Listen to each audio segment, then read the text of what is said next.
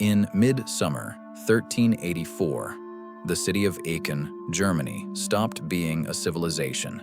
It became a crime scene. Thousands of people poured into the streets, grabbed hands, and began a synchronized dance that lasted for weeks, without a single break for food or sleep. This wasn't a festival, it was a biological glitch that forced humans to move until their hearts exploded. We're told history is a series of wars and treaties, but sometimes history is just a mass psychological breakdown that the records were too embarrassed to explain. Why did an entire city decide that the only way to live was to dance until they died? The vellum here is the terrifying wonder of the human body, breaking its own limits.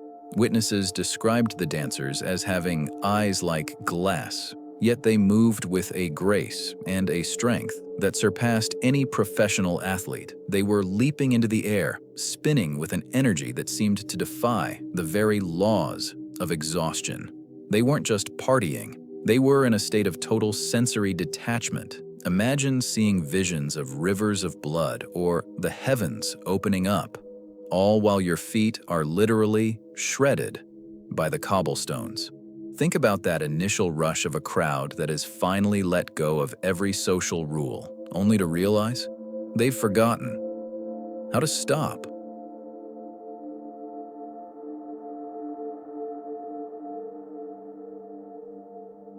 Schadenfreude. Have you ever felt a moment of joy so intense that it felt like a physical threat?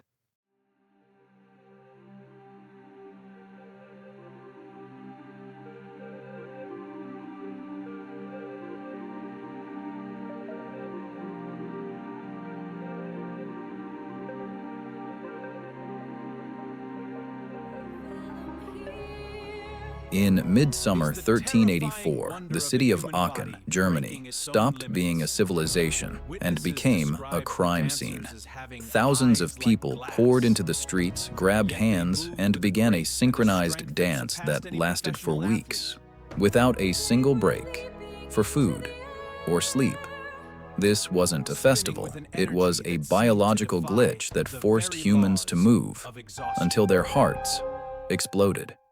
We're told history is a series of wars and treaties, but sometimes history is just a mass psychological breakdown that the records were too embarrassed to explain. Why did an entire city decide that the only way to live was to dance until they died?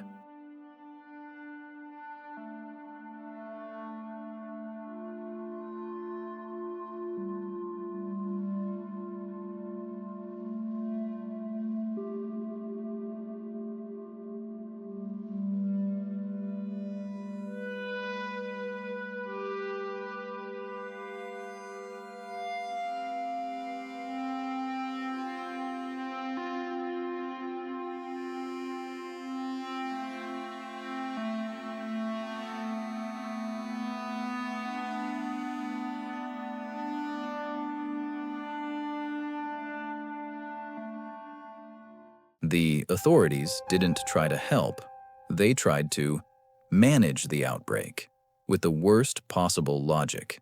In a move that feels like a modern government redaction, the church and the local lords actually hired professional musicians and strongmen to keep the dancers upright. They believed that if the victims danced it out, the curse would leave them. This void in their judgment led to hundreds more deaths. The music provided a rhythmic heartbeat for people whose bodies were already failing from internal bleeding, dehydration, and broken feet. Imagine being forced to move to a beat while your organs are shutting down. How do you reconcile a history that treats a mass casualty event like a parade?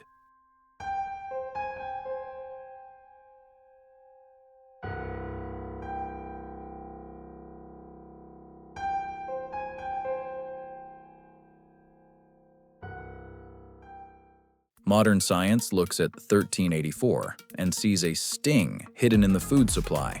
While the dancers felt they were having a spiritual breakthrough, they were likely victims of ergotism. It's a fungus that grows on damp rye and it contains the same chemical precursors as LSD. This effectively turned the city's bread supply into a weaponized hallucinogen. It caused something called St. Anthony's fire, a condition where your limbs feel like they're burning, while your brain experiences vivid, terrifying hallucinations. Think about that. If the most profound spiritual experience of your life was actually just a side effect of moldy bread, would that change the way you value your own soul? There is a specific kind of bitterness in realizing that these people died for a joy they couldn't even control. They were the first to experience the sting of a mass mind event, proving that our collective psychology is far more fragile than the walls of any cathedral,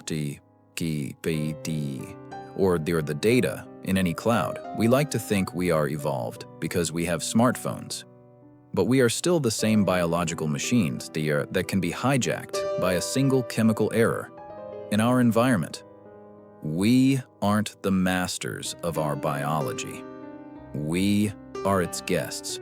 The next time you find yourself lost in a crowd, look around. Is it joy, or is it the glitch? My name is the Archivist, and this has been the Vellum and the Void. The 1384 dancing plague was largely scrubbed from the official history of the Holy Roman Empire. Why? Because it made the leadership look powerless against a microscopic enemy. They didn't want the future to know that a simple fungus could dismantle a city's social order in less than 48 hours. So, they buried the names of the victims in unmarked graves and blamed demonic possession to avoid answering for their own incompetence.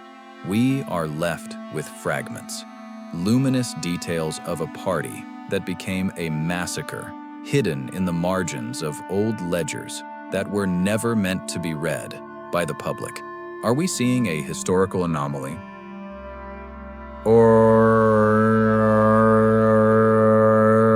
more?